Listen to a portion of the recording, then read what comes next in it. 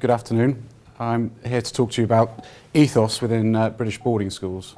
I've worked for 17 years in 4 boarding schools across the UK, so have experience of slightly different nuances. And although we are all here valuing the same thing, the education of your sons or daughters, we all have slightly different take on how we go about that. And it's important when you're selecting a school that you try and understand the ethos of the school and how that will fit you and your family. Currently, I've worked up to the position of headmaster of the senior school at St John's College, and we are a 2 to 18 school all the way through. And my responsibility is for the years 7 to 13, which is the 11 to 18-year-olds. Previously, I've worked at Stoneyhurst College, Repton School and Llandovery College. So over 17 years, these are all in slightly different locations within the UK, and over 17 years built up quite a bit of experience and have understood the slight different ethos that really forms the school and its values that it tries to give out to the children that go through it. St John's, very much we are a co-educational Christian school in the heart of a city, and that makes us slightly unique as a boarding school because we have the town influence. So students benefit from being able to go into town, out of town, and really have that independence that we're looking for as they go towards university. And the other main characteristic that you'll see that I'll come back to later is that we are a wide ability school, and that really means that we are non-selective at our core because we feel that represents us to the best of our abilities where we are currently. Started my teaching career at Stoneyhurst College, very much a Roman Catholic co-educational independent school in the heart of Lancashire's countryside, 20 minutes to the nearest cash point, but very much in the Jesuit tradition. I then moved further south to Repton School, which again is a co-educational school, rural countryside in Derbyshire, much more focused on academic success in terms of the students that it wants to take in and where it wants to take those students at the end of it.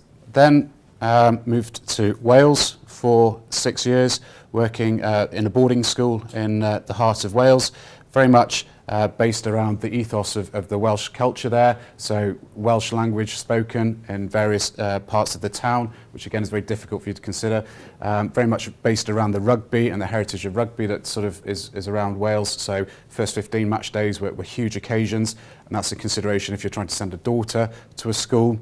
And so what I'm trying to say is, although these are on the surface for you are all independent co-educational boarding schools, they are very different in how they go about delivering their education. So one of the things you need to try and unpick within that is what is the school's ethos. And I suppose we define ethos within our schools as the characteristic spirit of culture and era of community as manifested in its attitudes and aspirations. And very much it's the idea of the shared beliefs and ideals of the school. So what are we trying to get the staff, the students, the parents to buy into to represent us as an educational institution? How do you go about trying to determine the ethos when you are many hundreds of miles away? And I think these are a few of the indications that you would want to be looking for and really deciding what best fits your family. So single education, boys only, girls only, or co-education, what's your preference? Selective or non-selective, representative of the whole society, so taking weak students in and valuing that a weak student will make the progress that they can best make, or really cutting off and only taking the top maybe 5, 10, 20% on entry. What works best for you? Religious or non-denominational, very much a Catholic school, attending mass on a reasonably regular basis, or religion not being of importance to you and not being at the heart of the community.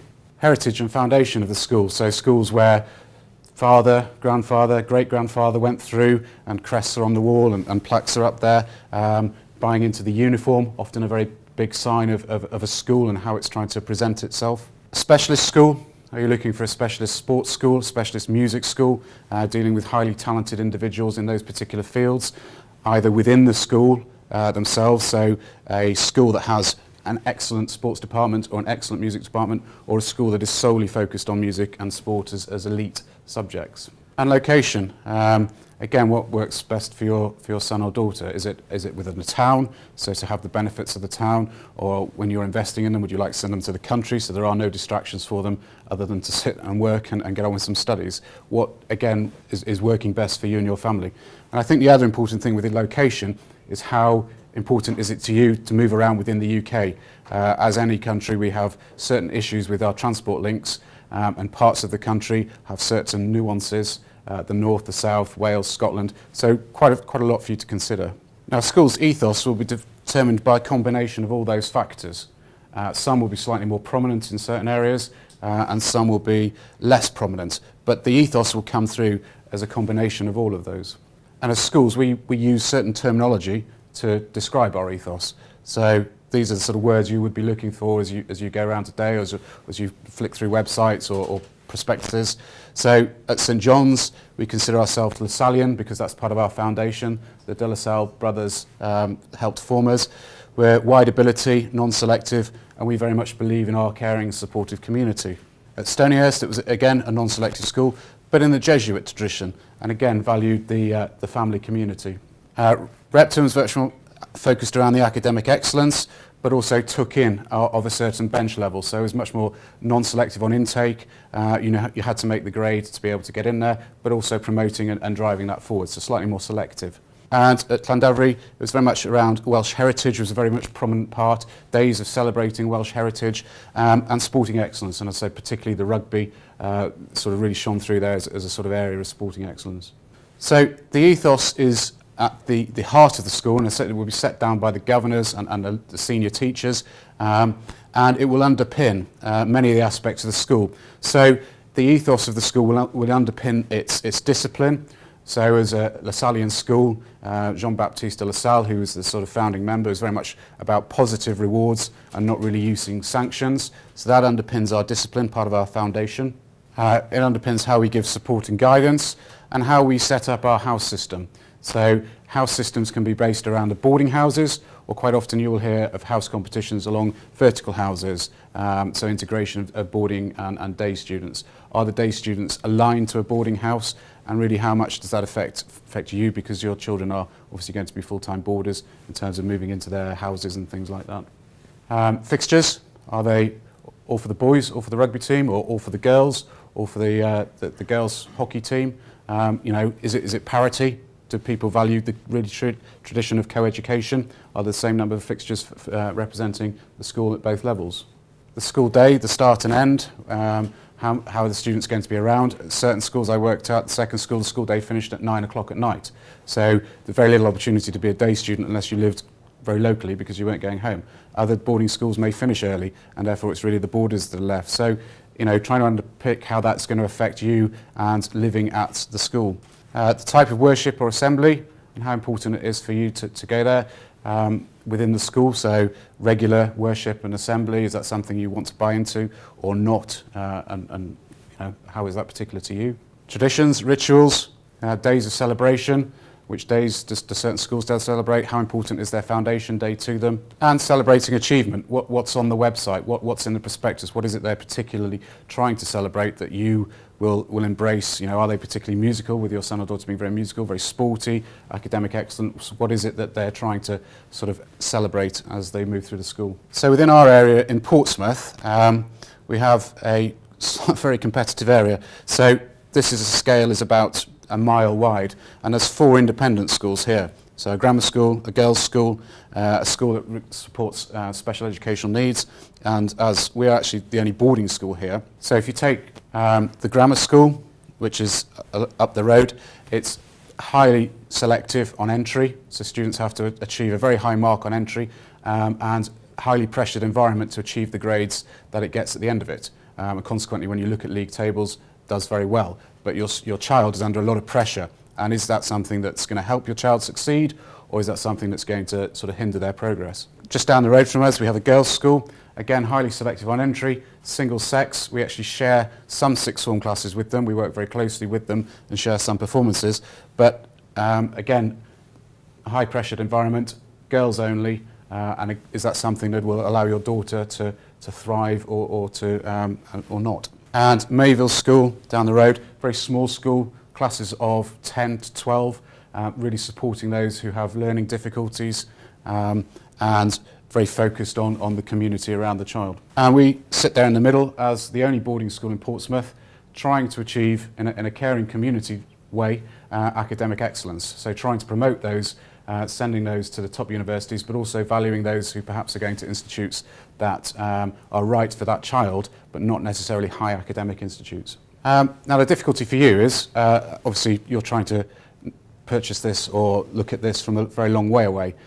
So how do you go about understanding a school's ethos? What is it that you can look for? What information can you try and gather from today, from going away and looking at the website, from contacting the school after today and following up on any interest you have? So how does the school celebrate the achievements and what is it they're focusing on with their achievement when you look at the website, when you look at the literature?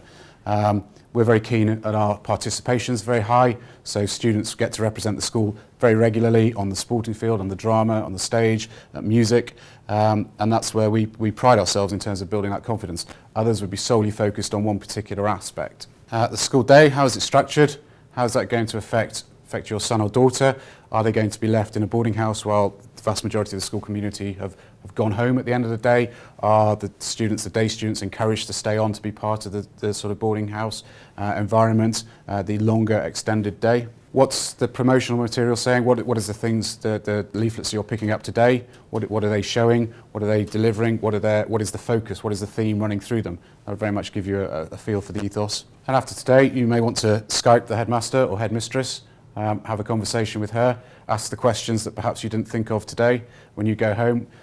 Some people here are not necessarily representing, aren't the headmaster or headmistress, so it may be you want to have a more direct conversation with them. Others will set up Skypes with teaching staff, so if you've got a particular interest or worry about a subject area, so if maths is a big interest area that you want to excel in or a bit of a concern about getting maths up to the required standard, talk to the staff, ask to have a Skype interview with the staff before you send your son or daughter there. And also once they're there, you know, it's fairly common now for us to communicate quite regularly with parents via Skype or email. Lots of students will want to, you know, social media being what it is now, want to sort of set up, have some friends there, possibly on email, possibly via Facebook, and introductions can be made so that once your son or daughter arrives at the school, things aren't quite as intimidating and you already have some contacts there.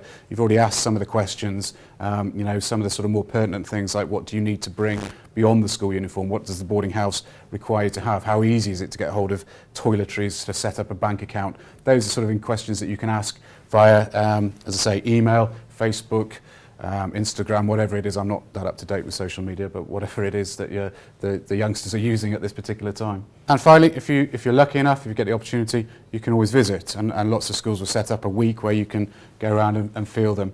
And I know that's not always the easiest thing, but if you do get the opportunity, a visit is always worthwhile. In summary, I do think it is important that you and your family and the values you uphold are one that align with the school. And it's one you share, otherwise it potentially will put you at loggerheads with some of the ideals of the school. So it is important you do take time to sort of unpick what the ethos is and what is running through the school, and make sure that it is one you are in agreement with. And I'll give you a couple of tips. The first one I think really is important. You know, be honest about what you're trying to achieve, and realistic for your son or daughter. It's very easy to look at and really measure a school by one or two criteria. But you've really got to be quite firm with yourself and be realistic. Is it university education in 5 years, 4 years, 2 years, 3 years? What is it you're looking for? What are you trying to achieve? How much pressure are you going to put yourself under to get to that goal? Is it to come back to the Ukraine and study? Is it a year's experience? What do you want out of your time in the UK? What's going to be the best fit? I mean, as parents, you know your son or daughter better than we do, and we ever will. So if you're honest and realistic, what is the best fit for your son or daughter in terms of allowing them to excel in their education? Will they thrive or crack under pressure? I've got 2 children. I've got a son and a daughter, and very much I know that the one will thrive under pressure, but certainly my son will thrive under the pressure, but my daughter, in a high-pressured school, it's not going to be great for her. And lastly, we have an English saying, the carrot or the stick. If you've got your donkey, do you put the carrot in front of it, or do you need the stick to encourage it? And I think you know, again, that comes back to what's the best fit for your child. Thank you very much for listening.